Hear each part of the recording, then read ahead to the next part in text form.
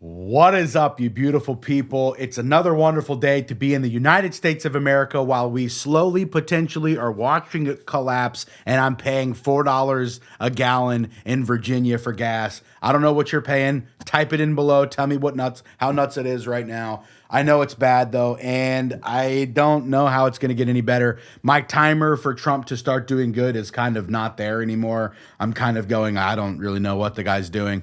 Alex Jones even turned on Trump. I'm not saying I've turned all the way. I'm just saying, like, from what I'm seeing, I can't support at this point. I mean, is it better than Kamala would have been? Certainly, but that's not the metric. The metric was America first, and that's not what I'm smelling anymore.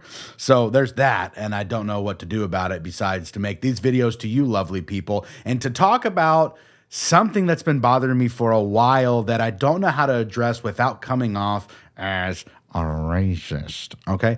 Now, I don't want to be one. I don't intend to be one, but if I'm not allowed to look and analyze information, or else I get called a racist, then I guess you'd have to lump me in that category because that's what y'all made these new rules. I don't have any animosity towards any other race. I don't hate anybody. I definitely don't think that I'm more valuable to God than anybody else in a different race. God loves us all equally. But I will say certain cultures and all cultures are not equally as valuable to the society that has those cultures in them. And if you don't believe what I'm saying or you want to argue with me, right now, if you steal a loaf of bread in certain countries, they just chop off your whole hand, right? I don't think that's necessarily a perfect way of doing things, and I'd like if more people were able to keep their limbs even for a minor infraction like that. Now, I bet that place has less stealing than here, so maybe that's a better look in the end run. But you get what I'm saying. Some places they have to cover the woman from head to toe, and anything else shows, they can get a lashing for it, right? That's a culture where I go, that's probably not as good as the culture that we have as far as if we implemented that large scale. In some cultures, they literally will catch the pee from a cow and wash in it and drink it and take their poop and burn it in their house for cleaning. That's stupid. Okay. So those are more of my thoughts. Okay. And so this isn't me being racist, but I want to look at something, and it's IQ. IQ plays a massive role in your ability to thrive inside of a society. Okay. But I want to talk about where IQ actually came from first before I show you this video so that you're not fussy at me about these things, okay? IQ originated in 1905 with the Binet-Simon scale in France to identify children needing educational support with the term intelligence quotient, okay? It was coined in 1912 and popularized in the US by the Stanford Binet test in 1916. The definition of intellectual disability, right, which used to be called mental retardation, okay? It had a cutoff of an IQ of 85 or below up until 1973, when the American Association of Mental Deficiency lowered it to reduce the overdiagnosis and stigma, particularly for minority and low-income groups who often scored in the 70 to 85 borderline range, but could function decently in society with proper support. So they need support. In this situation that I'm reading here, it was noted that they needed support, okay? Underneath of 85, needed support. You needed something. You weren't completely independent. You needed something, okay? So then they lowered it to 70, which is a full deviation by 15 points, okay? For people below 70, functioning varies widely, okay? Most have a mild intellectual disability and can learn basic academics, hold jobs, often with support, live semi-independently, and they can participate in community life.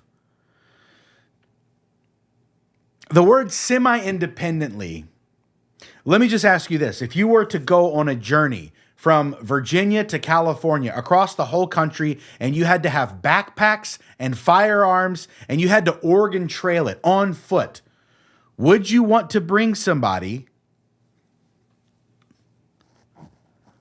who is semi-independent? Okay? I'm not saying that we should love them any different or anything like that, but I am saying that you should at least recognize that this person is only semi-independent. And that's what they used to call them before the 85 cutoff. Now it's a 70 cutoff. Okay? Now it's a 70. So basically we just accepted a whole group of people that we used to say, hey, they need a little help. And now pretty much everybody you come in contact with probably needs a little help, but you don't know that because they aren't classified as that. So you're just going, why is that golly, why do they keep doing the same stinking thing? Who tricked them into this predatory loan that they got? Who tricked them into spending all their money on this thing that doesn't help them at all, and now they're just stuck in this hamster wheel? You know what I mean? Like, we're looking at that, and then I'm like, man, you just described so much of like welfare is potentially people that are semi-independent, that need help and assistance for them to be able to do the thing, to participate with culture, okay? And I'm looking at that and I'm going, man, that's crazy. So like a lot of people are under 85. That makes so much sense why so many dumb things are happening. But then I looked even further and I looked at a test that was recently done because I suppose somebody was upset or something like that about, I don't know, something that happened as far as the IQ of Nigeria. And I just need you guys to see this real quick because it kind of blew my mind. Watch this. Our candidate included a mix of young and old participants, male and female, as well as A-level student. Everyone who participated was above 16. Only 3% of the participants scored 102, and another 3% scored over 80 and over 90, respectively. The highest group, 26%, scored 69, followed by the second highest group, 20%, scored 76. Disappointingly, 52% of participants scored below 70, accounting for half of our candidates. Overall, the average score was 73, while the median was 69. This raises some pertinent questions. I'd say that's some pertinent questions. What happens to a society if their IQ average is below 70%? What happens to them? What happens to us when we import large portions of people that have an IQ below 70%? What is the statistical correlation between IQ and crime, between IQ and theft, between IQ and short-term gain like theft or murder for a guy's sneakers or something like that? Like, what is the connection here? And there has to kind of be one, right? Because you and me would be like, why? Like, you've heard stories. The guy shot a guy because he owed him $20. You're like, bro, you just got 20 years in jail. You know what I mean? Like, how dumb is that? But nah, we're standing on business, you know, or whatever. And you're like, what's going on here? And then you start to look at where a lot of the thieving and the stuff that happens, and you start to look at real estate. And this is not a black-white thing, but you're a little bit naive in any other setting. Hey, there's alligators near the water over there. Just so you know, they eat people sometimes. That happens. You know that information. You're going to feed the ducks down there. You probably don't get that close to the water. You use pattern recognition and information to prevent risk. Congratulations, you're a functional human being who's trying to assess risk and put themselves in less risky situations, okay?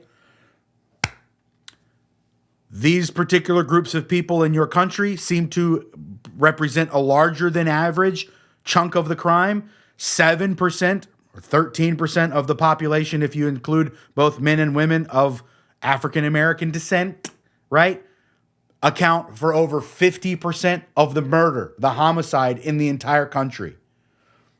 They're only 13% of the population, and half of the murders that happen in the country are from that. So you would probably start to go, okay, that's information. And in America, we've been conditioned where you're like, that's information that I've received. Now I'm going to put it through my filter of I'm not allowed to be a racist. And when it comes out on this other side, I go, I don't know. Everybody commits crime at the same rate. I don't know if this person down the street who's walking towards me is that person or not.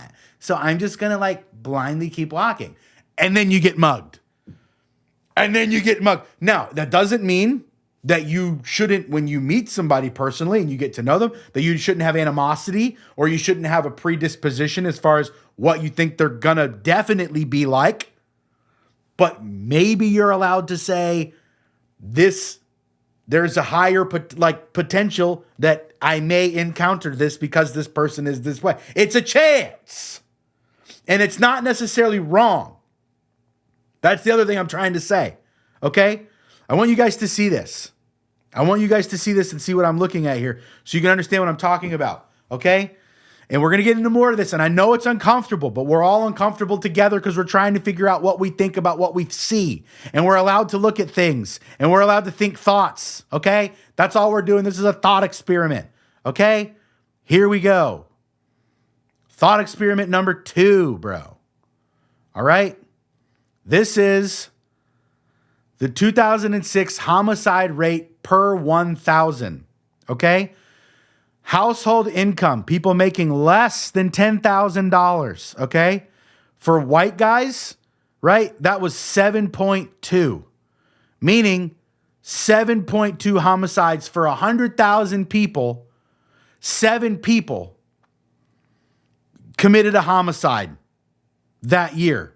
If they were making less than $10,000. So super poor, super poor. Okay, so this is the socioeconomic situation. All right? There's that. Now, if you get up to here where they're making good money, they seem to become less murderous unless they start getting rich, these white folks. They start getting rich, they go back up and become more murderous. They start going to Epstein's Island, I guess. That's probably what that's accounting for. Anyways, but let's look at this other cat. First off, Asians, congratulations, Asians. We love you guys. Now you get to blacks, okay?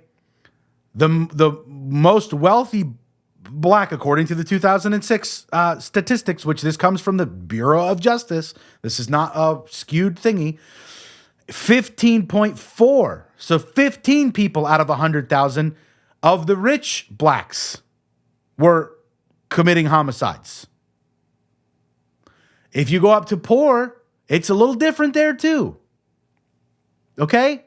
So I'm not saying that this is a thing where you're allowed to say all this many people, all this type of people is this type of way, or all this type of people is this type of way. Okay?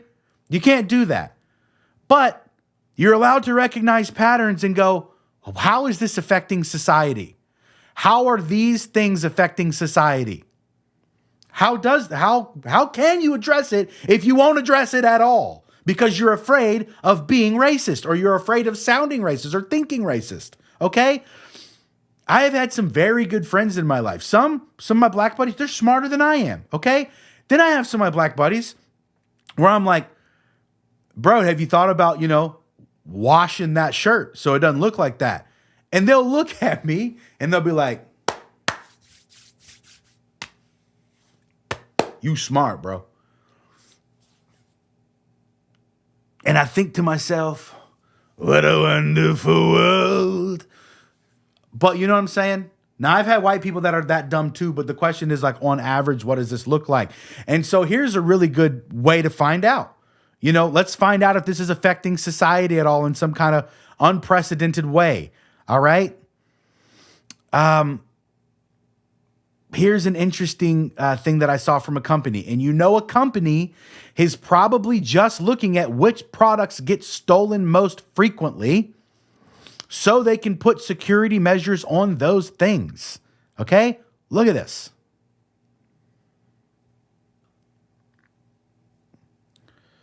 All right?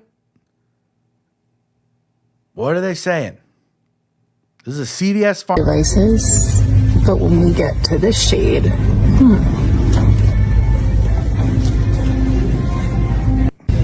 notice there are no security devices on any of these.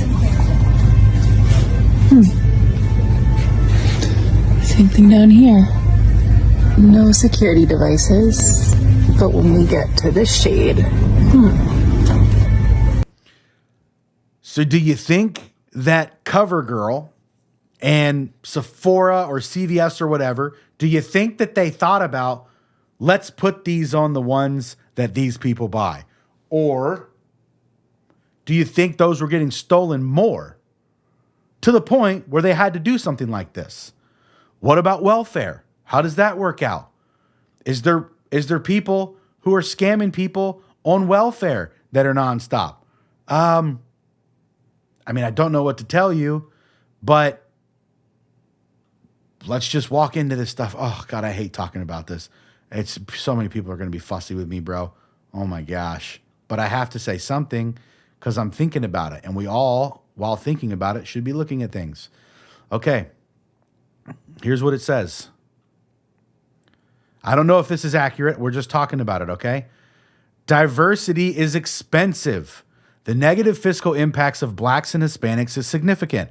The discussion of a national debt or deficit is primarily a function of blacks and Hispanics. I'm not saying I agree with this. I'm just reading it with you. Without them, we would be running budget surpluses today without even reducing the massive military budget. If you're an American over the course of your lifetime, the federal government will, on average, and on your behalf, transfer $384,109 of your wealth and income to a single black individual.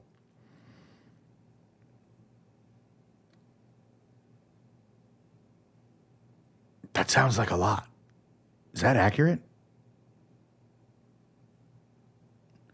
Okay, here's annualized. Oh, he's got stats at the. Oh no, now I can't argue with it. There's actual stats at the bottom with all of the pictures, with all of the links for the information, and they're all .gov. Most of them are. Yeah. Okay. Annualized tax contributions by race: white 4,000. Oh my God! Like so, 4 trillion. Hispanics 5. Okay, you can see that. You can see that this right here. You can just see it. All right, so that's that. What else do we got on this page? Okay. The average American has no idea how the amount of welfare being used in this country. If you knew the percentage of your paycheck that is going to buy goods for other families, you would vomit or revolt. Okay, when you've been spending cash on food and your daughter finally gets her food stamps approved.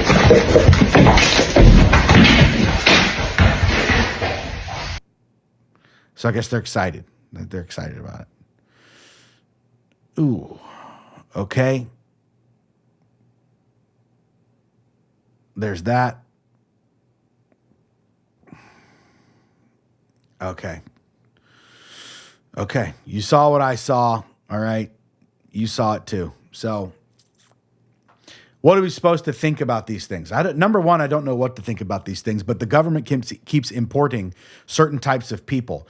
And if you think about it, if you had to rule and reign over a group of people, you don't want them to be smart.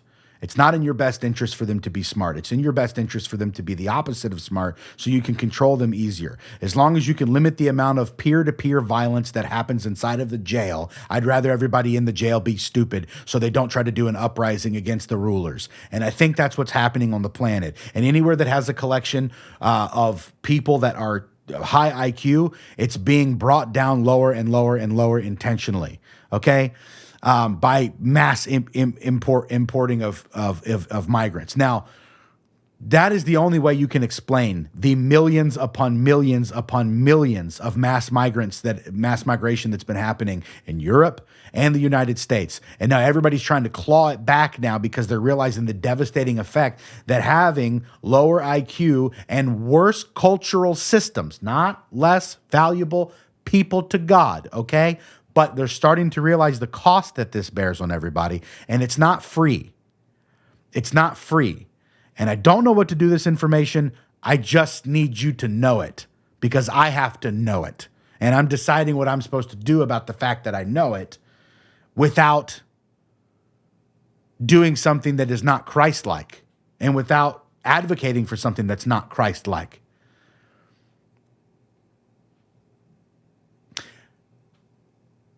In China, if you said, we want China to stay Chinese.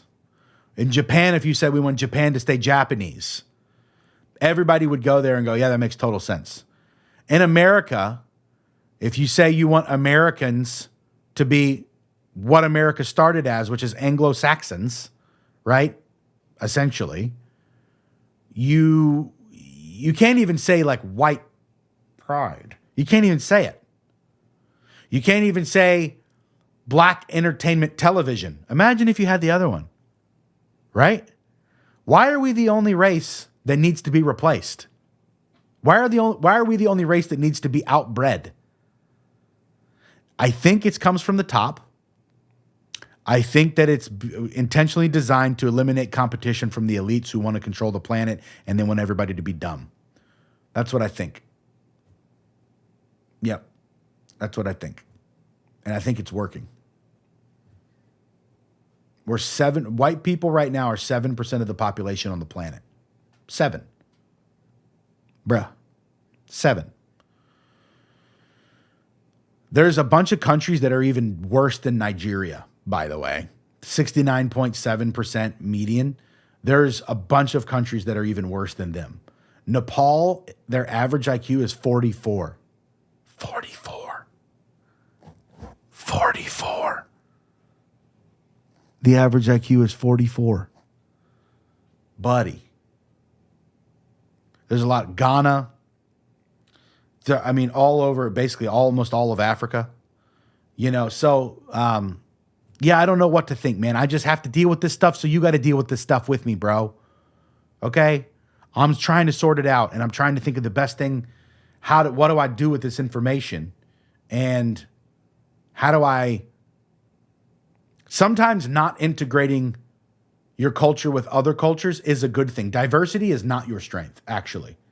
Diversity is actually not your strength at all. In fact, the reason that everybody wears uniforms in the military so they can become a unified group is because there's not a diversity there. Diversity is actually not your strength. Diversity is a massive weakness. That's why in the Tower of Babel, God diversified everybody's language. Now all of a sudden it sucked and they couldn't build anything, bro. There's literally a curse on the people. And here we are talking about let's make America, more multicultural. I don't think we should. It's the best culture in the history of the world. And by that, I mean it's the most free, it's the most economically sound, at least it was in past times before the military industrial complex pimped out our military to go fund all these things that the globalist elites wanted us to do, which looks like Trump may be accomplishing some of that for them too now, right? But anyways, I'm just saying that if you had to go somewhere and you wanted the most amount of freedom and you wanted the most amount of economic opportunity and you didn't want to have your hand lopped off for stealing something and you wanted to have some place where justice exists, right? And Lady Liberty and Lady Justice is supposed to be blindfolded and she just has scales in her hands and either it's fair or it's not. That's the way it's supposed to be. How America was built was for that purpose.